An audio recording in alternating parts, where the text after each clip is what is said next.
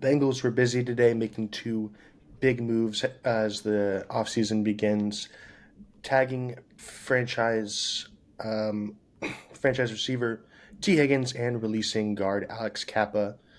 We're going to dive into what those moves mean, if they are, and how they might indicate how the offseason is going to go. Um, Welcome to Around the Jungle. My name is Evan, here with Zach. And yeah, like I just mentioned, the Bengals were busy today, making a couple moves. Kind of been quiet from them recently for the last probably week or two. Hadn't really heard anything about Tee Higgins, but now we got some news. He officially signed the tag for $26.2 million. And the Bengals have intentions of re-signing him long term. So we'll dive into that first. Zach, what were your initial thoughts on T getting tagged, and do you think that they're going to re-sign him Yeah, long I term? mean, I wasn't surprised at all to see today that he got officially the tag, because I think that news has been out for about a month or so now that we were going to, I guess, but today we officially did it. So I wasn't surprised at all seeing it, but I think I think the move makes sense just because like no matter which way you cut it now, whether he stays with us or not, we're at least going to get something out of him. You know, we're going to either sign him long term or we're going to trade him and get something out of him. So I think the tag was the right move because if we would have just let him hit the free agency or the open market in 9 days, then he would have been just totally gone, and we would have gotten nothing for him. So I think it was the right move, but I'm honestly just overall, I'm just really extremely disappointed with how the Bengals organization has handled this entire thing. It's really just been a dumpster fire, in my opinion. And yeah, I don't think I can criticize this organization enough. Honestly, I don't think there's enough that I can say to express my dissatisfaction with this organization and the way they run it. Um, but I mean, I think that just with the way the Bengals have, like with the situation that they've put themselves in, this was probably this was the right move. But yeah, I mean, I can't possibly be more disappointed with this franchise, with how they've been doing stuff, particularly over the last year. But even if you stretch it back to the Jesse Bates saga, I mean, it wouldn't surprise. I mean, I wouldn't be shocked one bit to see us handle Tee Higgins how we handled Jesse Bates. He plays under the tag, and then he just leaves the next season. We don't sign him. We don't trade him. There's nothing done. I mean, I don't think that's what the intentions are, but like I'm just saying that I am just frustrated and disappointed with this franchise that them doing that wouldn't surprise me in the slightest at this point. But I mean, I think that, like I said, with the situation they put themselves in, I think that this was probably the right move, the right way to go. Because like I said, if he hits the open market, he's gone. It's a bidding war between a lot of different teams because he's the number one overall free agent this year. So if he would have hit the open market on March 12th, then he would have been gone immediately. So at least we're going to get something out of him now. Yeah, I agree. If they didn't do this, he was definitely going to be gone in the open market. His price would have skyrocketed, probably double what he's going to get. He probably would have been pushing up towards probably 35, 40 million. Just with the level of wide receiver free agents there are in this class, and how many teams really desperately need that wide receiver one.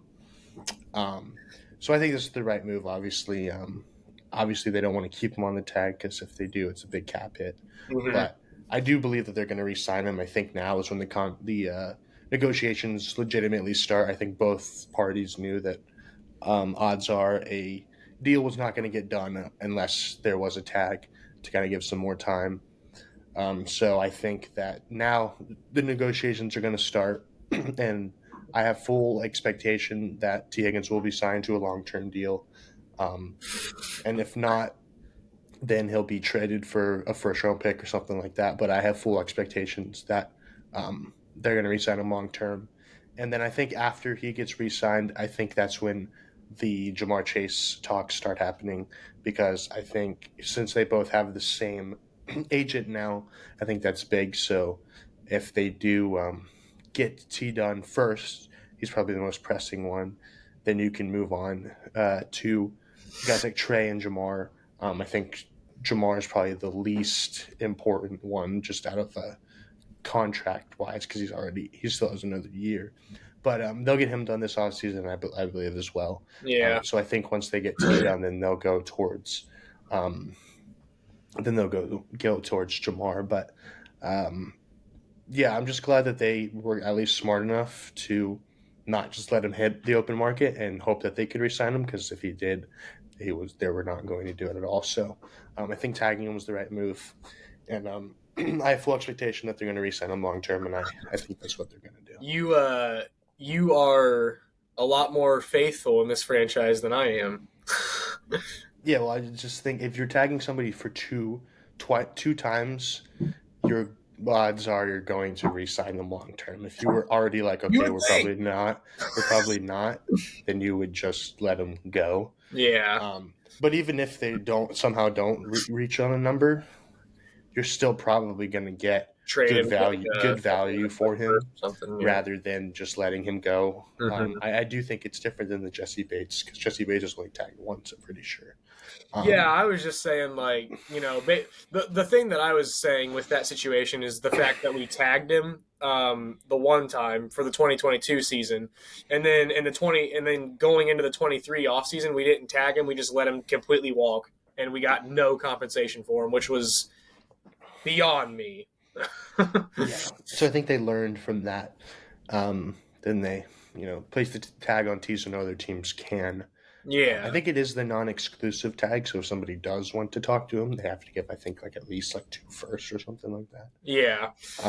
Yeah. Well, I think they're going to get it done. I don't. With him having Jamar's agent now, I think that's huge. Mm-hmm. So I think now the real negotiations start. Did you see the Jamar Chase's Instagram story, though?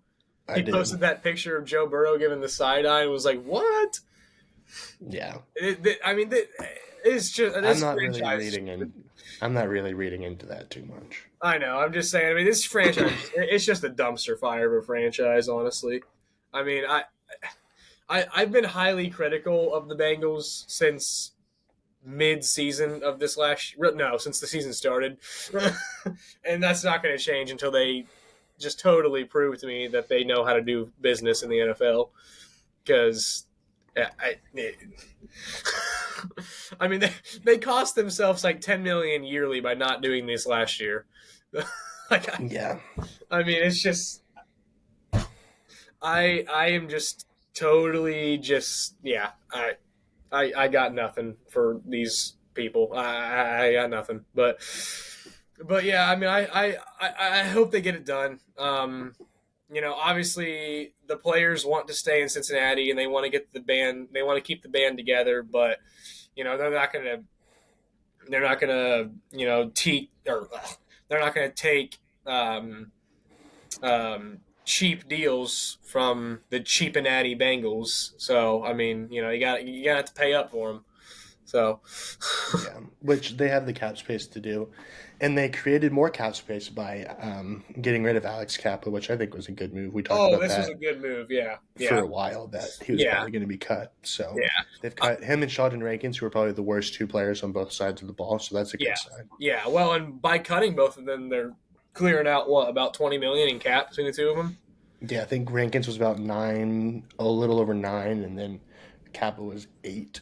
Yeah, so they're 17, 18 million in cap space probably. So that was definitely a good move. Those were 2 very good moves, and I'm still kind of waiting for more cuts though, because there's a couple other players that need to probably see the door as well, and we're down to 9 days until the open market starts. So I'm sure we'll probably see some more of those come throughout the week.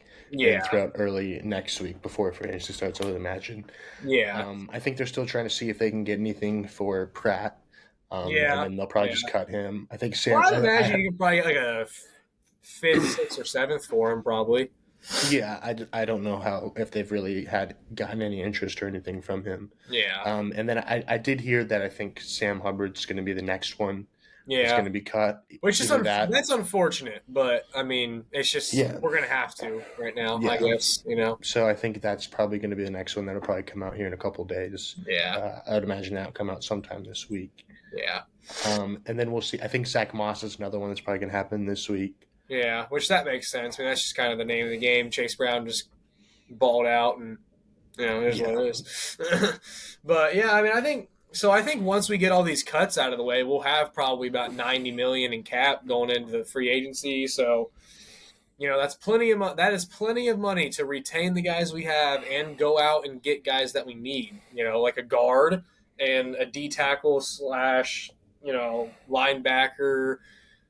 I would probably rather see us boost the secondary and the defensive line room first. I think those are the two probably priority. Well, I would say guard and defensive line room would be the priorities, but yeah, we don't need to get too far off topic. But no, I think that cutting Alex Cappa was definitely the right move. I mean, he literally won the triple crown of horribleness last year. So, I mean, this was definitely a move that needed to happen. Everybody saw it happening. I'm not surprised in the slightest by that move, and it's good. Clear out some cap space and stuff. It's just going to be. It's just. It is essential that they figure out how to plug the holes up front, like what draft, free agency, like whatever it is. Like they got to figure out. They got to bring a guy in now that's going to actually not be a triple crown of horribleness winner. So, I mean, but yeah, I think it's a good move though. I mean, I think both the cuts we've made have been good cuts so far, saving money, and yeah, I mean, I'm just really. I'm frustrated and I'm itching to see these the deals get done for the three big guys that we got this offseason. And it's just every day that they don't get done, I'm just more and more so like, what are we doing? Like, are they just sitting in their offices like drinking coffee all day, or like what's going on? Like, yeah. I think this move tells that they're going to be looking at guard in free agency because they don't really have any really on the roster. literally Cordell Volson, and he's not that much better. Yeah, so I do think that this move shows because if we look back at 2021, right after that, Kappa I think was the first free agency that was signed. Mm-hmm. So they moved Yeah, quickly on that, and so I yeah, think now that they know that that's a big hole they need to fix. I think they'll probably look like they did with Kappa, look at a guy who's entering his second contract and mm-hmm. is kind of on the up, kind of ascending player. We Mm-hmm. talked about a couple of those guys in our Yeah, off-season preview yeah, video, but I think that's probably who they'll look at again. Probably someone in their mid-20s yeah. that is kind of on the rise. Because Kappa was really good until he got hurt in 2022 or 2023, and Mm-hmm. then he kind of tanked from there, never really recovered. But Yeah, he was a really good signing for probably about a year and a half. yeah. He served Um, us really pretty well up until really this season. yeah, I guess like you said, he got hurt in 23, but that's. Really, his play was perfectly fine until this year. So our offensive line was like mildly decent for a run, like a stretch there. So, yeah, and I um, think with the new offensive line coach, I think he'll probably influence who they bring in. yeah, So I think that could definitely, hopefully, he can help like continue to develop whatever guy they bring in. yeah, If it is a semi young player. yeah. Um, That'll definitely help. yeah, and then obviously with Mims, and I still think if they do go that route in free agency addressing guard, which I believe they will, I still do think that you could draft a guard in the later rounds I think they should. if the right player becomes available, just Yeah, to get some added depth because we've seen in multiple years, really the last year or two, this offensive line has been healthy throughout the season. Then once we get to playoffs, they have it's all gotten beat up. injuries, and Yeah. then we get back to the horrible line that we had in 2021 because they're all Mm-hmm. backups now. And so I think just getting some young guys that can maybe be backup guys or Uh-huh. plug and play if we have injuries because we've had a lot of injuries across the line here the last year, Yeah. 2 years. So I think getting some young guys that hopefully can produce Yeah, should still be on the board even if they bring in a guard in free agency. yeah, and I will say it. I regardless of like not totally regardless of like positional need and stuff, because obviously like defensive backs like that the defensive back room needs improvement, and like wide receiver depth never hurts and stuff. Running back depth also never hurts, but like I I think this is something that the Eagles do quite often, and I think that this is I basically what I'm trying to say is stacking up on the offensive and the defensive line in the draft. I don't think ever hurts. Like unless you have a like absolutely glaring weakness. Like if we just like if we had like I don't know like literally the worst starting corner in the NFL. Or like we just did not have a safety for some reason. Like okay, like go out and get one, but in the first round. But like if you've got like a decent value like O or D lineman, I mean, there's no harm in stacking up on those guys. I mean, honestly, there's really not, especially for the team that we have in the situation that we're in right now. Like, outside of the offensive line, we're perfectly fine on offense. Defense, the defensive back room does need some addressing, but the defensive line is still the worst position group on the defense. So I think I would not mind one bit if we drafted like multiple offensive and defensive linemen. Like there's no harm in just stacking up on those guys. Like having depth on those two, having depth in the trenches on both sides never hurts, even if not all of them pan out. Like if you're drafting them in like the 5th, 6th, 7th round, I mean, at least they're a depth piece that could at least come in and hopefully do something.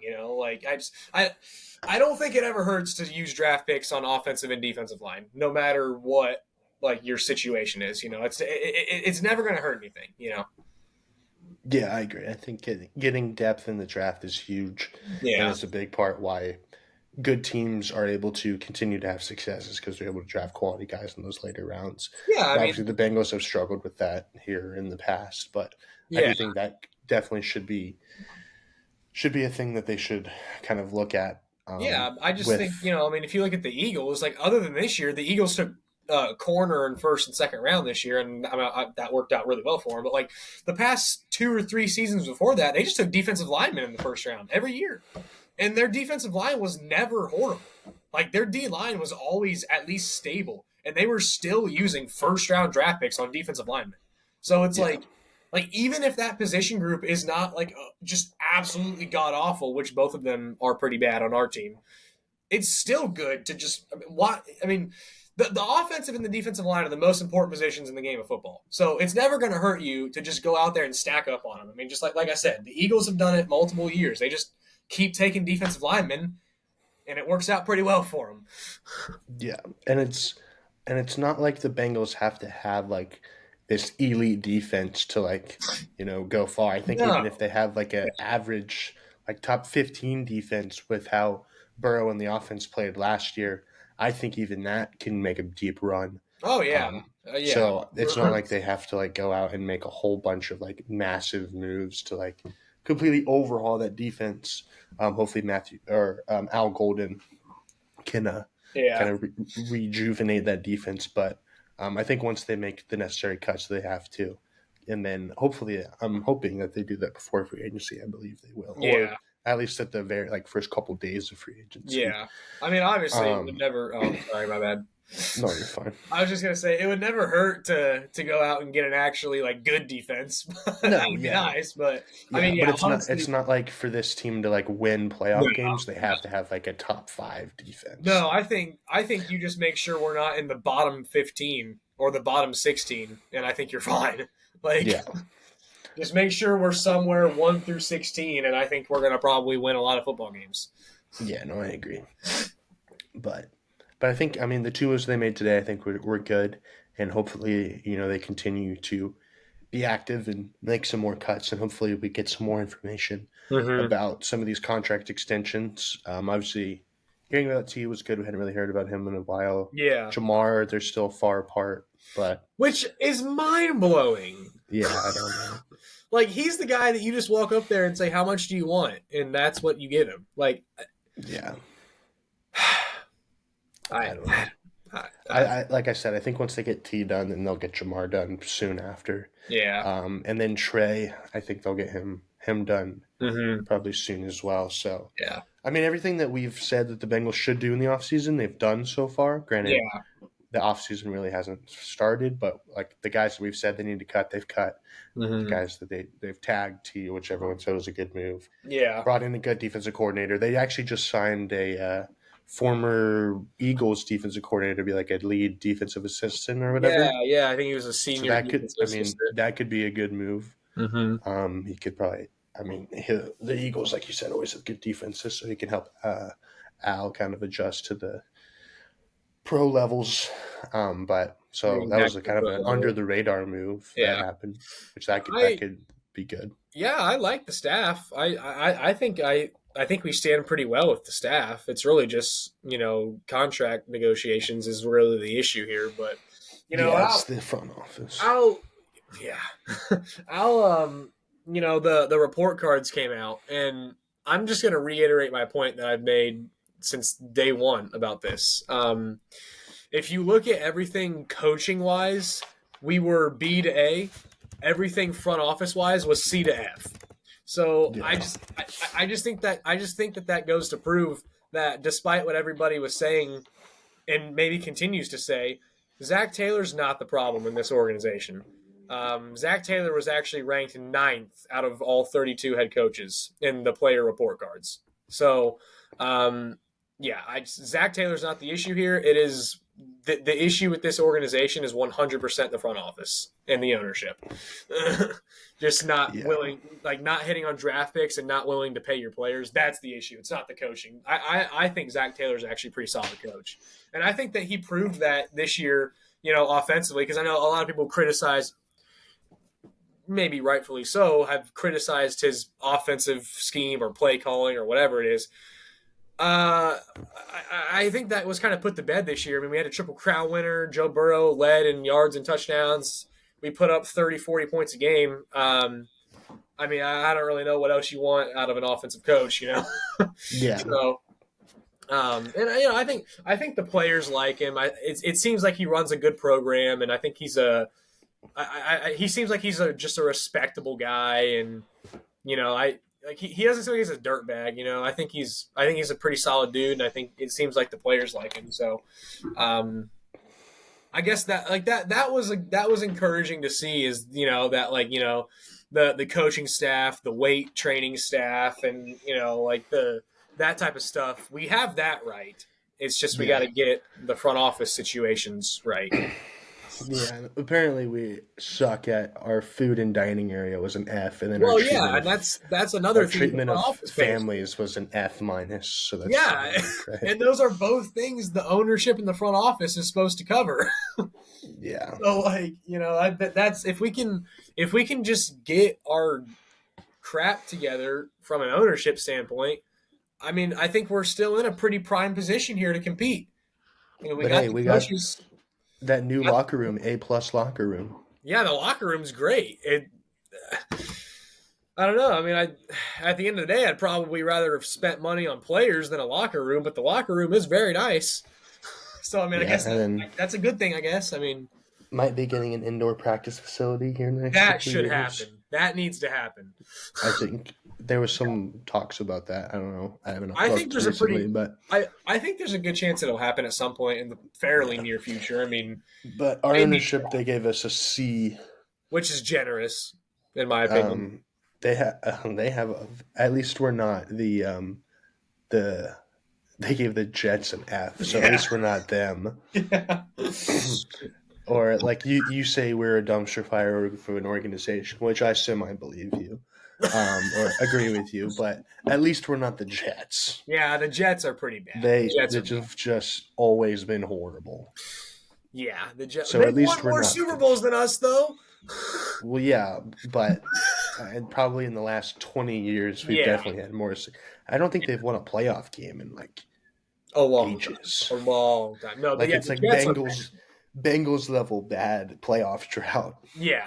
The Jets are really bad. Yes. So I at I least expected our ownership grade to come in around like the D area. Honestly, that's why I say I think C is yeah. kind of Well, generous. we were ranked 24th out of Yeah. 32 teams, which isn't great, but No, that's pretty bad. But I mean, I don't know. I mean, are I'm sure the owners are good people. It's just they suck at their jobs. To be straightforward and honest with you.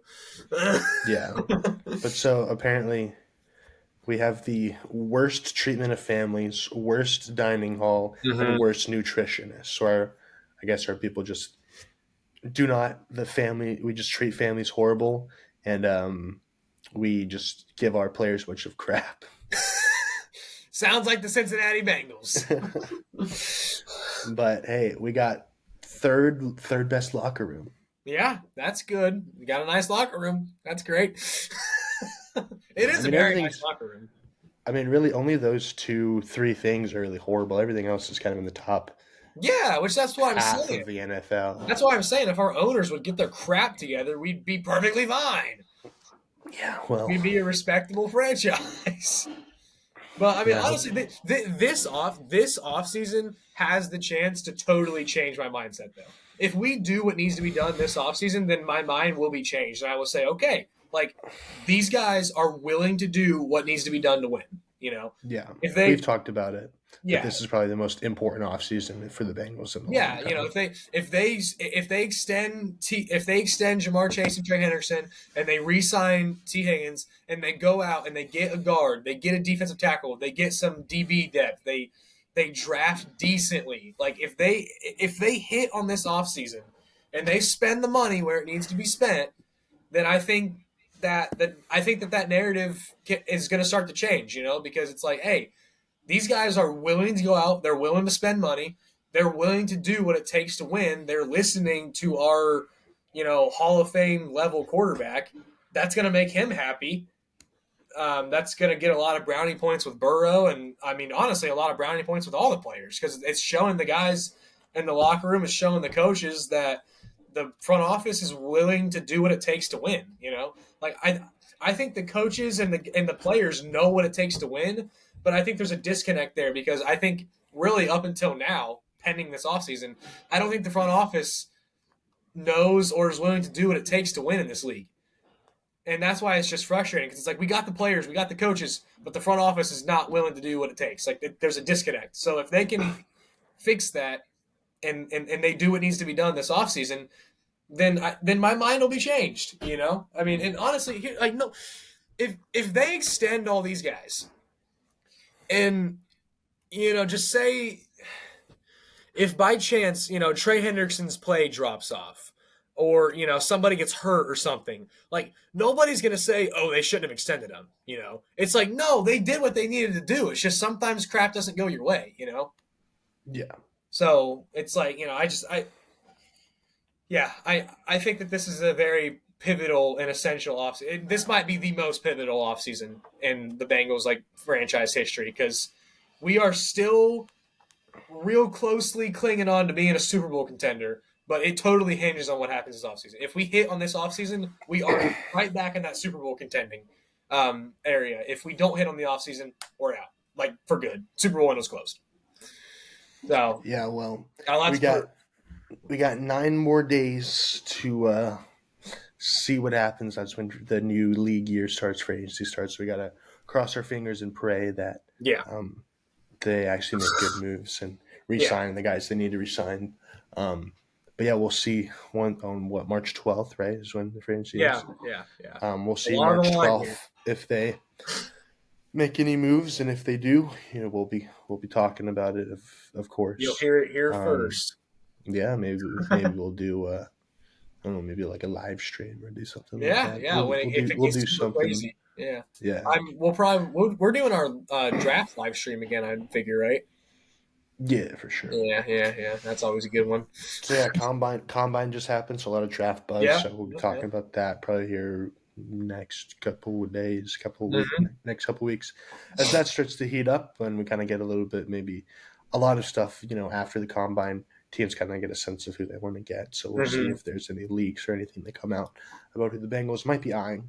But Yeah. obviously, we kind of have a little bit of an idea. But Yeah. Yeah. um, but yeah, franchise tagged, hoping to re-sign, which is good, and then getting rid of Alex Kappa, good move. So all in all, so far, Bengals offseason has been fairly, I guess, what we expected. Yeah. We just gotta hope and pray that the extensions get done, that we can just leave that in the past, forget about it, and then move on to Yeah. take a big deep breath, and then hopefully move on to getting Hitting on the guys draft. getting guys that can come in here and win Yeah. immediately and get us back to that playoff team, get us back to the Super Bowl. Mm-hmm. And like we said, we'll have you covered throughout the full off season. So to wrap it up for us, we'll see you guys in the next one. Peace.